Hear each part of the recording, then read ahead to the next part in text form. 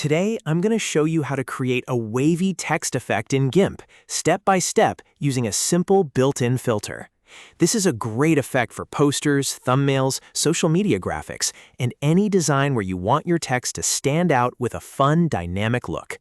If this tutorial helps you, make sure to hit the like button and subscribe for more easy Gimp tips and software tutorials. Let's jump right in. First, open Gimp and start a new project, or open the image you want to work on. To begin creating the effect, select the Text tool by pressing T on your keyboard, or by clicking the Text tool from the toolbox.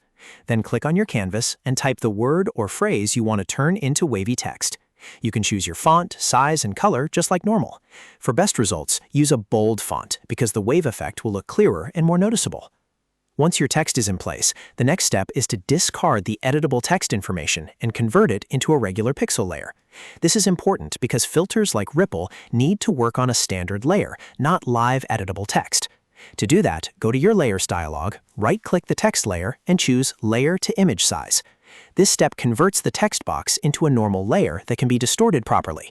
If you skip this, the ripple effect may not apply the way you expect. Now that your text is ready, go to the top menu and navigate to Filters, then Distorts, and click Ripple. This is the tool that will create the wavy look on your text.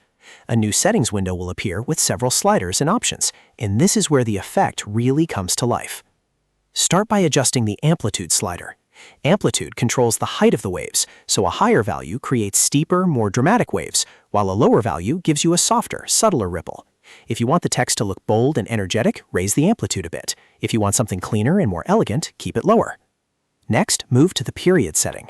Period controls the width of the waves. A higher period gives you longer, gentler waves, while a lower period makes the waves tighter and more frequent. This setting is important because it changes the overall rhythm of the text effect. Try a few different values until the wave pattern looks right for your design. Then look at the angle option. If you want a standard horizontal wave effect, leave the angle at 0. That will keep the waves running across the text in the most common direction.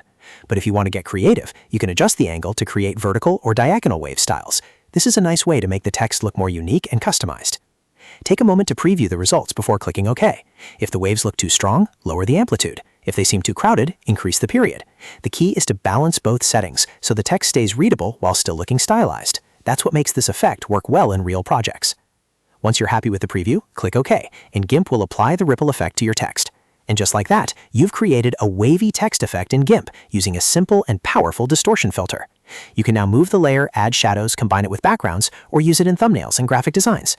If you found this tutorial useful, please like the video and subscribe to the channel for more Gimp tutorials, design tricks, and easy step-by-step guides. Thanks for watching, and I'll see you in the next video.